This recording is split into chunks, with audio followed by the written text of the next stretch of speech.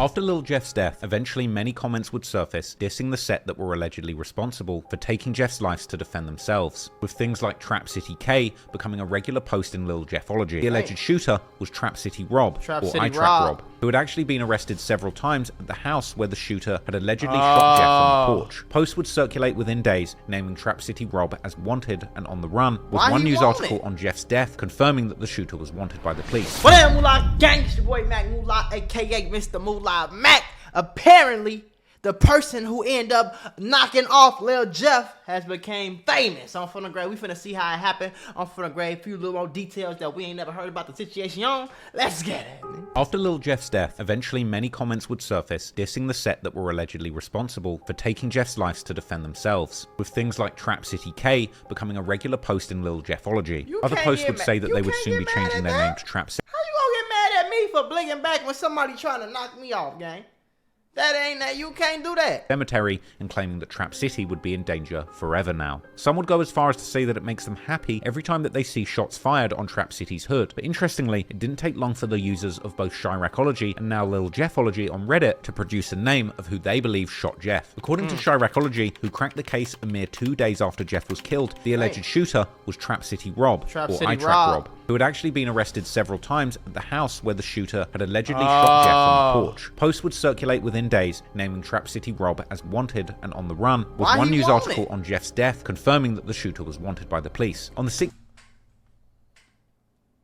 What is he wanted for?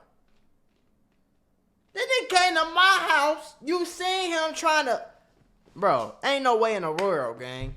16th of June, Chiracology would appear to identify Trap City Rob in a fresh post just over a week after Jeff's death, with some people pointing out that in this photograph, Rob was wearing a shirt that seemingly was trolling Jeff and the situation how he lost his life. Trap City Rob would then begin to go viral on both subreddits, with numerous posts alluding to him having been Jeff's killer. Pause. Listen, I have a mentorship called the Mula Membership where I'm going to teach you how to get rich with business, YouTube, crypto, stocks, financial literacy, credit, every single way. Now, I became a millionaire by the time I was 23 years old. I'm going to teach you step by step for only $50. Click the first link in the description right now and get added to my group chat where I'm going to give you one-on-one help to make sure you get rich in 2024. Click it right now. Stop tweaking because we got very limited spots and I don't want you to miss this bag. Interestingly, Trap City Rob was another person with numerous...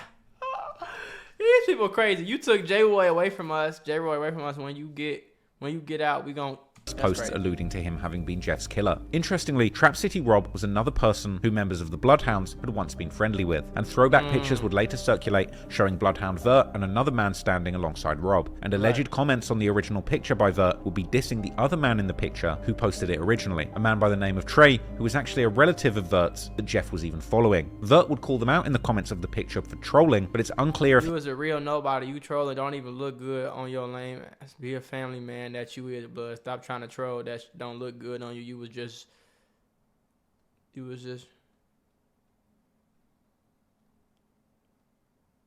what?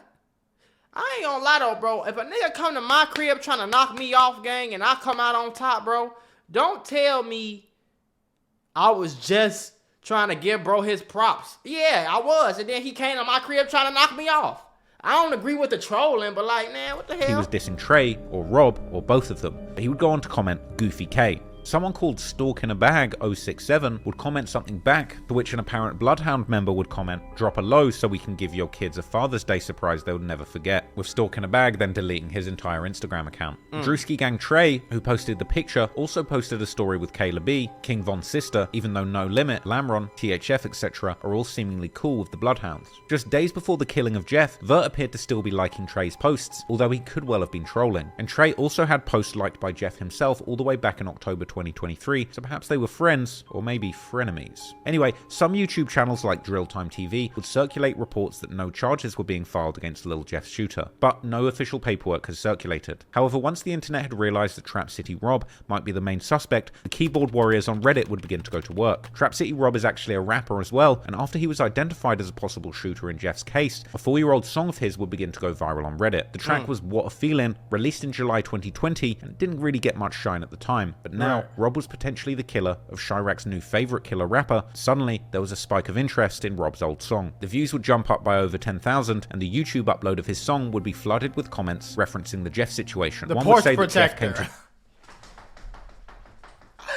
They called his ass the porch protector. deliver the mail, and Unc said return to the sender, with Unc seemingly being a reference to the fact that Trap City Rob is somewhat older and probably the generation above Lil Jeff and his friends. Another comment would say Big Unc never hopped off the porch, he was camping on it. One person said you can tell this young dude is cool, but just handled his business, making a split-second decision. As I said, people on the internet were treating the gang wars like it was professional sports, with one commenter calling Rob the defensive player of the year. They would say protect the porch at all costs, but more importantly, some people commented to say that the message behind Rob's song actually resonated with them. In one now infamous lyric, Rob would rap, "Take care of them children, buy a couple of buildings." One person seemed to suggest that Rob's outlook on life was actually the perfect antidote to Lil Jeff's demonic way of behaving, commenting, "Mad respect to Unc, let these young bulls know, learn a lesson, get your priorities straight, stack your paper and invest, don't pop pills and crash out, take care of your kids." There was some admiration for Rob amongst fans who were speculating on his role in Jeff's death on Reddit Chiracology too. So on June the 28th, a new Reddit community was actually started to rival Lil Jeffology and pay tribute to his killer, specifically Trap City Rob, with r/Trap City Unc Gang emerging on Reddit too. These people is insane, asking, bro. what's the status of Shorts? Hope Unc okay. A reference to the shorts-wearing man in the surveillance footage who Jeff had been trying to kill at first before he lost his life. Someone would comment suggesting that Shorts didn't get hit at all because his speed stats were maxed out, and calling him Flash Unc, saying that he outrun all of Jeff's bullets. From here,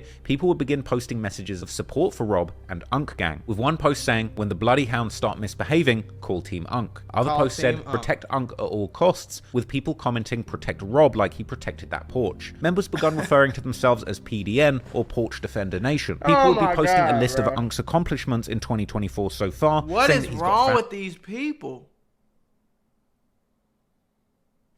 Worldwide, his ops are neutralized, his porch is protected, and making reference to his lyrics. But things were actually a little deeper than just Lil Jeff haters showering respect on his alleged killer. The next post asked the followers, "Why did you join Unc Gang?" with the comments responding being surprisingly insightful. One person said the predictable, "Well, Unc stood on business, gotta give him his flowers." Another person said, "I'm actually in Unc's age range, so I respect a man who does his job and does it well." Whilst one commenter explained, "Who else gonna..." The fact that they've turned this into a video game, folks got Hall of Fame speed, all his speed attributes. Like, what the fuck is wrong with y'all? Like, that's sick. To use this shit like it's a movie or like it's a video game, like, it's just crazy how people do it. And that's what I be telling people about rappers and shit. Like, gang, you gonna crash out, you gonna get smoked, and these people gonna troll and make jokes. You just another episode of the TV show for these people. They don't really care. They not your real fans. Like, you get what I'm saying? All the millions of views, they just like, oh my God, I can't believe he's so stupid. Let's see who gets smoked first. That's what they be thinking. Look at it. Hand out a lifetime of whooping on these 20-year-old demons who were out here killing dudes for Instagram fame. Now, I thought this was an interesting comment because it gets to the heart of the generational divide of gangsters and trappers. Rob is a little bit older than Jeff, and it seems that his attitude and outlook, at least from his music and interviews, is that he's much more mature and focused on making money and taking care of the people around him. That's a stark contrast to the energy that Lil Jeff was putting out in his music and on social media, bragging about committing 11 murders, taking the lives of school children, endangering innocent people, and disrespecting the dead for views and attention online. That's not the only reason he did it, but you can't say that Jeff wasn't enjoying the clout. Trap City Unc Gang subreddit kind of represented the polar opposite attitude to some of the more deranged murder celebrations seen on Lil Jeffology, or occasionally the wider Chiracology. The Trap City Unc Gang sub would post Rob writing on Facebook how doing a rough 4 months in jail and only getting 2301 made me change 4 months in Stateville. Stateville ain't no joke. If you from Chicago, you probably know some niggas, or you done been to Stateville yourself, you feel me? Like, I know a lot of niggas that went to Stateville, boy, that ain't the road you want to go down.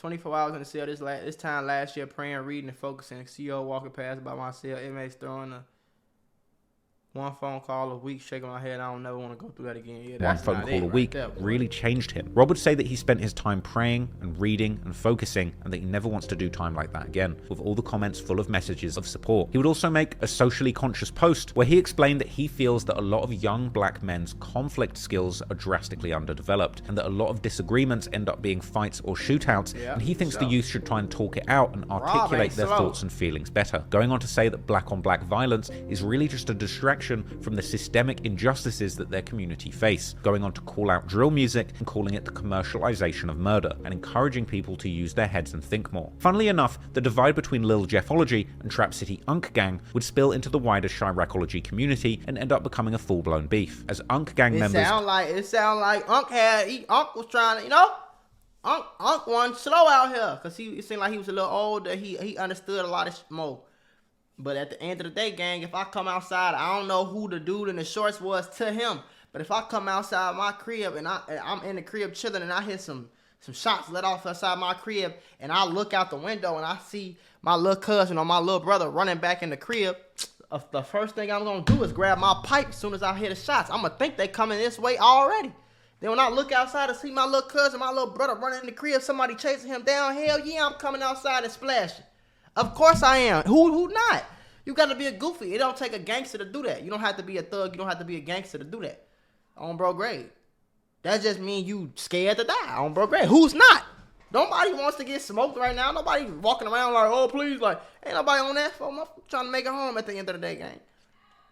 Claimed that they were being blackballed and suppressed by the moderators on the Lil Jeffology subreddit, telling other members to keep posting in the main Chiracology subreddit to push the Unk Gang agenda. Redditors showing support for Unk Gang on Chiracology would ask whether fat phobia or ageism was the reason why Big Unk Rob wasn't getting his props, which attracted actual sensible comments from people who explained that they believed it was kind of the Lil Tim effect, because people are infatuated with Jeff just like Von, therefore they hate his killer. These posts were seemingly getting removed by mods from Chiracology, with one post suggesting that the mods actually found the Unk Gang trolling funny, despite still removing it. And then, days later, Lil Jeffologist would accuse Chiracology of having a bias towards Rob and Unk Gang. Now, as bizarre as it is to think that this real gang war and Lil Jeff's death sparked an entire internet gang war on Reddit, this is what drill is in 2024. And perhaps what was really happening is the more conscious and positive message that Trap City Rob was spreading was genuinely resonating with the wider Chiracology community, as it seemed that at this point, drill fans were truly tired of the constant violence and losses of their favorite demonic rappers.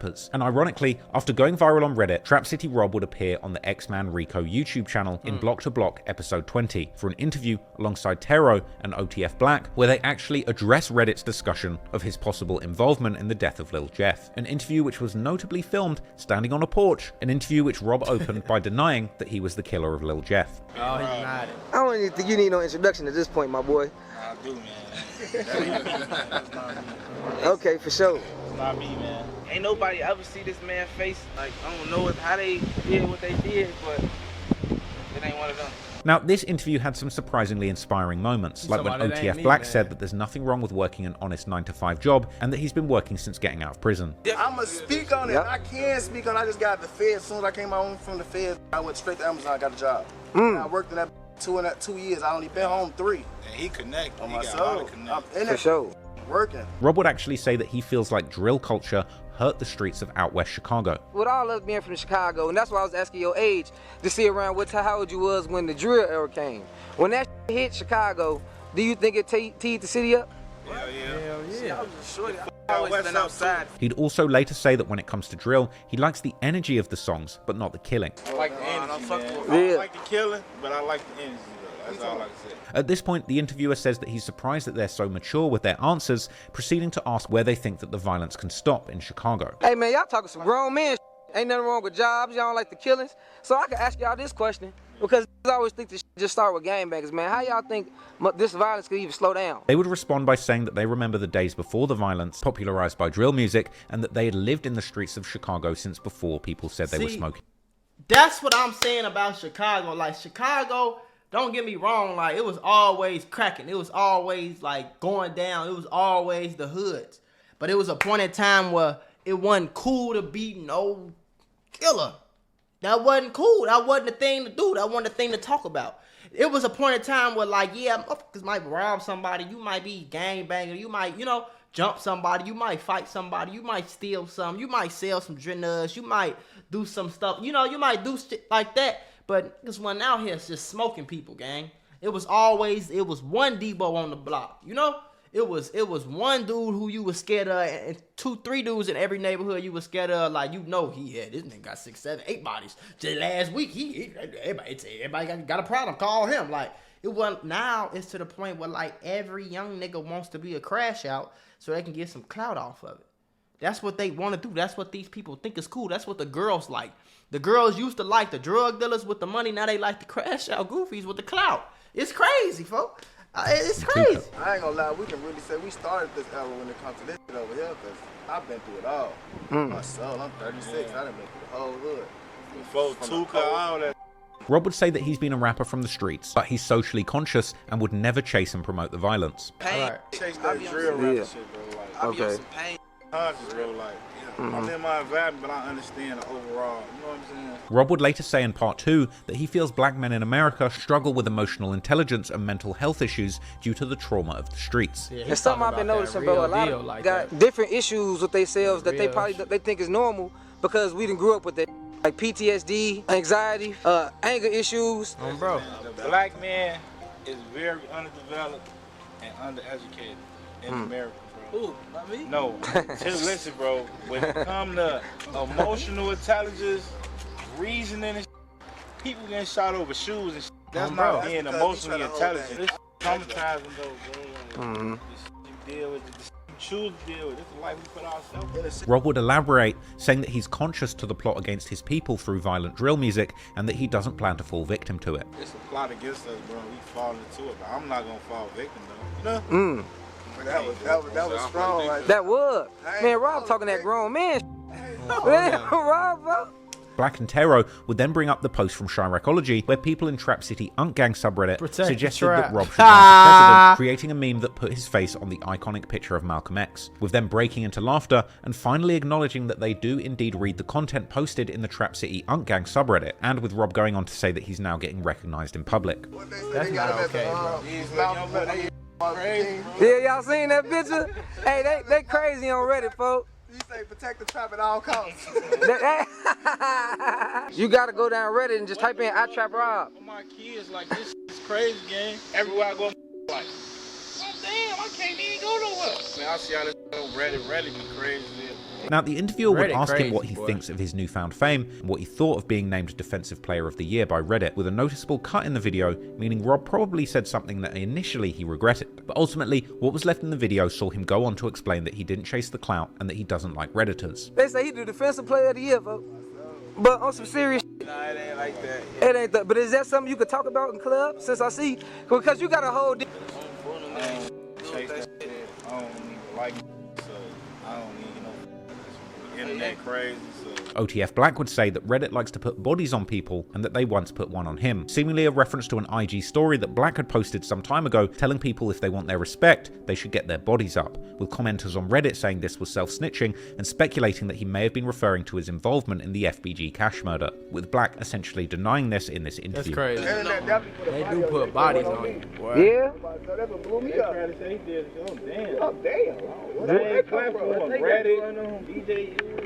Yeah, they got you on Reddit teed up. There was one crazy moment where Rob was asked if he's on Reddit reading stuff about himself, with Rob just calmly nodding and smiling. You their favorite person on there? Do you be going on there reading about yourself? Rob would go on to seemingly reference a post from the Reddit, which was an image from Google Street View of the house that looked like where this all happened, with the title Unk Manor, with Rob actually revealing in the interview that this was really his grandmother's house and that he's worried it made her a target. That is my grandma's house, though. Y'all in danger after everything? Y'all names being put out there like that? This hood? Like that house, you said that's your grandma's house. That's plastered all over the internet, bro. People looking that address up, riding past it. I see that shit on Reddit. That's the real shit, though. It's the internet, bro. It's the internet. Look, old lady outside, you know. Rob would ultimately tell Redditors to stop trolling, with Black saying that people actually get killed for trolling. I wouldn't have said that, though. I ain't gonna lie, like, that's my grandma. I ain't saying that. I don't live there. I don't know what's wrong with these people. That is not the same house. We in Chicago. All the cribs look the same. I ain't gonna go on there and admit that this is what my grandma does. I'm not doing that. He crazy as hell for that one. Could you speak on that a little bit? Yeah. Stop trolling. Nah, stop trolling. Rob even said that he wanted to run for mayor of Chicago in part 2 when he was asked if he was planning on staying in the city. Y'all gonna be here for the rest of y'all lives? Y'all finna skedaddle? I'll be the mayor of Chicago, man. I'm gonna be the mayor. Skedaddle. I'm gone. That Malcolm X just made me. I'm doing even more, bro. It ain't. Now, ain't you talking that? That's a real shit. Ain't They about need to let me leaving. be the mayor of the city, bro. It's about. It is what it is right now. I'm gonna be the mayor in like the next 5 to 10 years, bro. So you always want to be in politics, or that's just some new? No, I wanted to be in politics. For real? Yeah. Oh, that's raw as hell. Just run the world, man. Now, joking aside, somebody who's actually been in the streets of Chicago and the correctional system may well end up being quite good at changing things for the better if they became the mayor. But anyway, something people commented on from this interview was just how much looking around that they were doing to make sure that nobody was approaching them while standing on the porch, with Reddit later circulating a meme that had pasted all 3 of their heads on a carrier strike group, with Rob even posting this meme to his own Instagram page with a laughing emoji. It seemed that Trap City Rob was actually one of the few people in the streets of Chicago with a genuinely positive and progressive message on the state of the gang wars. It's a good amount. It's a good amount of niggas like that in Chicago, especially out west. You know what I'm saying? But the crash outs just like the crash out niggas in Chicago overshadow the niggas who got like a decent head on their shoulders, you know? Noticed in the comments that praised Rob for a positive approach and not dissing anyone. However, unfortunately, just because some positivity is being spread doesn't mean the war is slowing down. Right. In fact, exactly a month after Jeff's death, one of his closest friends and frequent collaborator, Lil Scoom, was reportedly killed too, shot dead and left in the streets, with broken-hearted Chiracologists pointing out that now, out of the big 4 people in their friendship group, Lil Jeff, U50, Vert, and Lil Scoom, only 2 remained alive. Only 2 people left.